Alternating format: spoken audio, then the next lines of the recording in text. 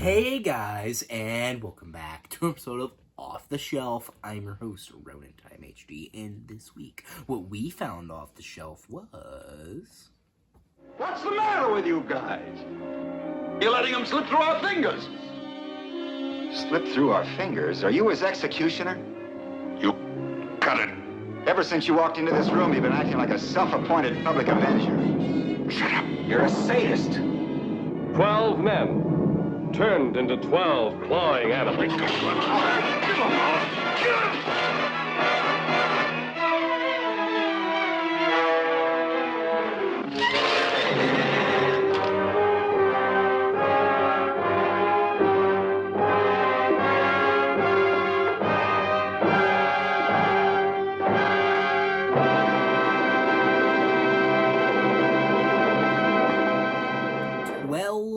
Angry Men, released in 1957, based, or more just a direct adaptation, a direct transfer to film, on the teleplay of the same name, released in 1954. This film was directed by Sidney Lumet, written by Reginald, who also wrote the original teleplay. This film is starring Henry Fonda and 11 other really angry dudes. This film is a legal drama, and this film is also widely considered to be one of the greatest films to ever grace the silver screen.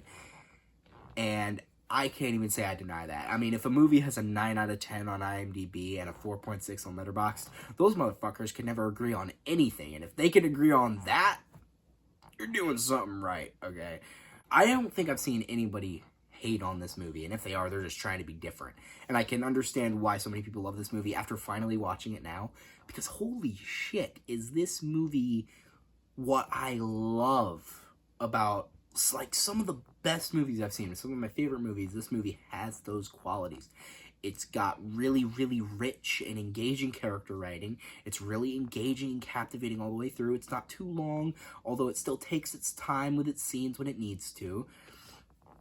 It's a one-set movie, which if you guys don't know, I fucking love one-set movies. A good one-set movie can be better than, like, a blockbuster with, like, 50 sets, right? It all depends on the writing, and I think that's the most important thing about a movie is the writing, of course, and this movie just has that shit in spades. And one thing, I think I'm just going to get straight into it. I think one thing I love about this movie's writing is how each juror in this movie, each of the angry men, all have different motives and all have different reasonings for they all have different biases on the defendant. And that's what I fucking love about the movie. And most of them are fucking stupid. Maybe not most of them, but some of the reasons the jurors have their bias or act the way they do or have their verdict is stupid. Some of them are, and that's what I love about it, because it's accurate. Like, everybody in the jury is different. Like, the foreman is very, just kind of a mediator, right? Obviously, there are moments where he gets a little angry. Being a movie called 12 Angry Men, everybody gets angry in the movie at some point. But he's mostly the guy trying to keep it all together. He's the glue keeping the jurors together so that they can decide a verdict, so they can deliberate.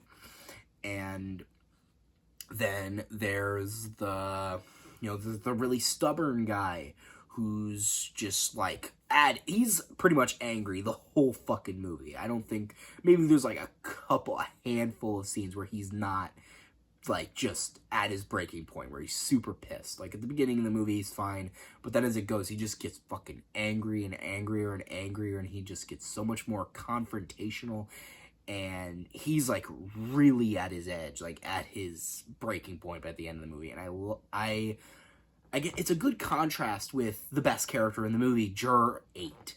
I think he's probably, they say he's one of the greatest heroes in cinema history. Some people do. And one thing I love about him is that he's the only one that really had a level head most of the movie. And even then, he even had his own, even though he was in the right, because he was convinced, well, not convinced, but he just wasn't sure that the kid actually committed the murder in the movie. He wasn't sure that it was actually him. Not that he wasn't guilty. He just needed a little more time to think about it, right? And everybody else had already made up their minds. But he wanted to give it a thought because this is somebody's life that they're deciding, right? Because if he's guilty, they're going to give him the chair. It's premeditated homicide, right? that's going to give him an execution. So he just really wanted to think about it before making that decision. And everybody else didn't really think of it that way. They just thought it was like, oh, we got to get this over with. I got to go to my Yankees game, or I got to go back to work. I got to do this thing, I got to do that. And they were just kind of like not taking it as seriously as they should have, right? Because again, this is a murder case. It's not like it's like a small petty crime or anything. This is a murder case that is deciding the life of the defendant, and they should really be considering the evidence and not just taking it at face value. And Juror 8 is the one who began the dissension and kind of started slowly convincing every juror that maybe he's not guilty, right? Maybe he didn't actually do it and the evidence was erroneous, right? And I love how even though he is in the right and he is, doing the right thing by helping this kid not get the chair, he even has his own biases because he has kids at home. Right, he has children, and he's, putting them in this kid's scenario, or he's putting himself in this kid's scenario. And obviously that's just basic empathy, right? But it still isn't like, what's the word? Even he is still a little biased. And that's what I like. Nobody is truly unbiased in this movie. And one thing I also just really like is the back and forth with the characters, because obviously the characters carry this movie because it's all the movie is, right? Is the characters going back and forth with each other. And I especially love the way Juror 8 formulates his arguments, and the way as the movie goes, he starts to unravel the evidence more and starts to realize more of how maybe it's not what it seems. And one thing I do like is sometimes he doesn't realize some things. Some things, some of the people on his side figure out on their own without him making any input, which I like because it also shows that everybody in the room is brainstorming about it, not just him. Right? It's not just him making these revelations and making these ideas and opinions. Adding to the discussion. Everybody's adding to the discussion, positive or negative. And speaking about positive or negative additions to the discussion, one thing I really like also is, I talked about bias earlier. There is one character that I think is handled so well in this movie and so accurately, which is the old racist bigot in the movie who has probably the most bias in the movie. Not probably, he has the most bias in the movie, because the whole movie, he is super vitriolic and super vile towards the kid, simply because, well, he was born in a slum, and he's quite racist about it. He's like, oh, he was raised in these conditions. People raised in these areas, they're just conditioned to be criminals. It's just natural for them. Right? And there's a guy who was a part of the jury who grew up in a slum, and he's super offended by it. And I think that's what starts to sway him towards the side of maybe he's not guilty. Because if this is what this jury thinks of the people that I grew up with, the kind of person that I am, maybe this is a more biased discussion than I initially thought. I also really like how there's a really, really great scene near the end of the movie where the racist old guy, he finally has his big explosive moment where he just goes off on a super, racist rant about people living in this slum and how they're not right. They're not they're not, made for this world. And he's just, going off and on and on and on about it. And, everybody at the table is slowly starting to walk away from him and turn their back to him and not pay attention to him, because it's just they're so disgusted by what he's saying that they don't even want to hear what he has to say, because it's nothing of it. He's adding nothing of value to the conversation. And he realizes that, and then he goes onto he sits at a table in the corner for the rest of the movie, because he knows that no matter what he says, after that big racist blow up, nobody's going to listen to him anymore, which is fucking awesome.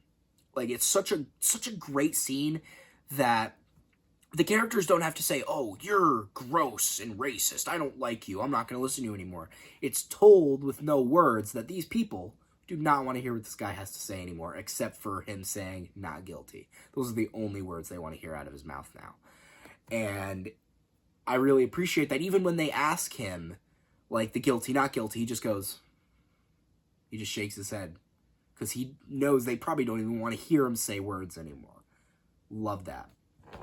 Another scene that I really like, probably the most iconic scene from the movie, is the knife scene, where they have the murder weapon, the evidence, the murder weapon that the kid used to murder his father, or so the prosecution said.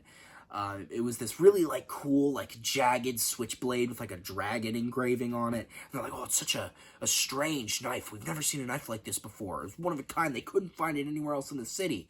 And then Juror 8 goes, well, he gets out the exact same switchblade and, like, stabs it onto the table right next to the other knife. And, like, the way the shot is done is so fucking good. Because, like, it's zoomed in on his face, and then it zooms out when he takes something out of his pocket. Then he stabs it into the table, and then it zooms in slightly on the knife. So dynamic. Another thing, this movie was fucking brilliantly shot. This does not look like a movie that was shot in the 50s. No disrespect, because movies from the 50s look beautiful, right? I'm not gonna lie. I love movies from the 50s. I think they look great. I'm just saying, the way this movie was shot was so dynamic. Because even though I love movies from this time period, a lot of them were very static, right? Because, I mean, those big, bulky-ass cameras probably didn't want to haul them around very much. Didn't probably want to put them on dollies for too many scenes. Understandable, so they were a lot of static shots. And a lot of them were done in like, you know, studios and sets, so they couldn't really be that dynamic with the shots. But so many scenes in this movie, they're like following the characters around the table, or they're following them in a hallway, or it's like just a super long take that just kind of like goes from side to side in the room, and it just looks so fucking good. This movie is fucking beautiful, and it's a one-set movie, and it looks this fucking good, right? I am not surprised that the cinematographer of this movie won an Academy Award. That's all I'm saying. Not surprised at all. Amazing cinematography. And even then, even the little things, how they said at the beginning of the movie was a lot wider. The way it was shot was a lot wider, but as the movie went and the tension started building, the shot started to get closer and closer and closer to the characters, to the point where most of the shots at the end of the movie were just like all up in the character's face. So it was super claustrophobic. So it felt like you were like, the room was getting smaller, and it felt like the environment was less comfortable. I love that. And it, like, the characters were getting like dirtier and sweatier and like more grimy looking. So it also added to the unease and uncomfortable. Just brilliant. Absolutely brilliant. No notes. But another thing I really, really loved about this movie was just the performances. I think some of the greatest acting in the movie, I think, was between Juror 8 and the really stubborn guy, the guy who, like, the last one to be convinced, who was the last one to be convinced on it. And one thing I love is the back and forth with him and Juror 8, because there are points in the movie where Juror 8 doesn't even need to say anything, and it proves his point. Because I remember there's a point where they're arguing about one of the eyewitnesses who said he heard, that he heard the boy say, "I'm gonna kill you," and then heard the body fall, like the father's body fall after the murder, after the boy said it, like a second after he said it, and then he, opened the door. He opened the door, and then he saw the kid running down the stairs, like out of his apartment, and they were basically arguing that there was in another eyewitness's testimony, they said there was a train passing by when she witnessed the murder. How would he have heard the body falling and the "I'm gonna kill you"? How would he have heard that if a train was passing by? Seems like it would have gotten drowned out by the train, right? So you can't really trust that, and they start like really getting heated about it. And I think the best exchange between the stubborn guy and Juror 8 is, so they're getting into it about how one of the eyewitnesses had heard the boy saying, "I'm going to kill you," to his dad, right? But they were arguing, Juror 8 and his, the people who started to rally behind his cause of not guilty, started to say, well, like, when you get really frustrated with someone, you go, I'm going to kill that guy next time I see him, right? But you're not actually going to kill him. Or, my mom's going to kill me if she finds out about this. Mom's not actually going to kill you, right? It's a figure of speech. So maybe he was just really mad at him, right? Maybe he was just really mad at his father, And that's why he said it. But then they start really getting into it, and the really stubborn guy, like, he's starting to try to get at Juror 8. He's like, oh, I'm gonna kill him, I'm gonna kill this guy, I'm gonna kill him. And then Juror 8 goes, but do you really mean that? Are you really gonna kill me? And then the really stubborn guy just kind of, like, looks at him and gets, like, kind of, like starstruck for a second. He's like, well, shit, you kind of have a point, right? But then he shakes his head, and then he starts to be like, oh, that's nonsense, right? Because he's just, like, the whole movie, he's denying it all. And I love that so much, because you can clearly tell there are multiple points in the movie where the really stubborn guy, he's just super, super in denial of all of it. And he just can't accept it. Even though you can tell there are looks on his face, there are several points in the movie where he's like, shit, he does have a point. But he doesn't want to admit that he has a point. And that at the end of the movie, well, they did establish earlier that he has a son. And his son and him, they're kind of distant, right? They haven't talked in a while. And it seems like there's a bit of a disconnect there. So, and the prosecutors accuse the son of killing his father. So he has a bias there because a son killed his father because they were distant and they didn't really like each other, or so the prosecution says. And he has a son that's distant and may not really like him all too much. Or he just has resentment for a son killing his father because he's a father, right? And he couldn't imagine, he doesn't want to imagine, he like puts himself in that father's shoes, right? He holds a resentment for the kid. And at the end of the movie, he finally realizes that he was in over his head and that he was, overthinking it. He was doing too much. Right, and he emotionally finally admits that not guilty, and he just kind of like breaks down, and like everybody else just kind of calmly leaves. But then Juror 8 is still in the room, and he, calmly gives the stubborn guy his jacket and puts it around his shoulder, basically saying no hard feelings. It's just a job, right? As being real professional about it, and I really liked that, and honestly. I could go on and on about this movie, about how much I loved it, and those were my like favorite parts of it. Honestly, it was fucking spellbinding, I guess is a good way to put it. It is electric, maybe, is a good way to put it. I think this is, I'm not even gonna say probably, this is the best one-set movie I've ever seen. And if there are, at the same quality or even better, one-set movies, leave them down in the comments. I'd really like to, I love a one-set movie, so leave them down in the comments. I'd love to see more one-set movies. And with that being said, I'm going to wrap this up here. Would I recommend this film? Abso-fucking-lutely. This movie is fucking awesome. Awesome. Love this movie. And honestly, I'd recommend it for, like, really anybody. I think it's super enjoyable. It's only 95 minutes. It's not that long. I think there's a lot of enjoyment to be had from it. It's super captivating, super engaging. And it's just so interesting and fascinating with the things it, like, puts in and the themes and the criticisms of McCarthyism, because it was around that time. It's just so fucking good. Highly recommend it. And with that being said, I would rate this film a 9.5 out of 10. And, yeah, I think it's so I say. I think it's so peace. So, guys, I hope you all liked this video. Share it with friends. Subscribe. Turn those notifications on. Comment down below if you liked it. And I've been Ronan Time HD. Off to deliberate a verdict. I've never done jury duty. I don't think it'd be like this, though. I should, like, if I ever did jury duty, I should bring a switchblade so I could stab it into the table and they'd kick me out, but it'd be so cool. It could be so cool because it'd be a reference to this movie and nobody in the room would get it, but I'd get it. And that's what matters. See, I'm cool because I watched this movie and the other jurors didn't watch the movie, so they're uncultured, okay? They're uncultured jurors. I'm the cultured juror. That's my role in the 12 Angry Men IRL edition.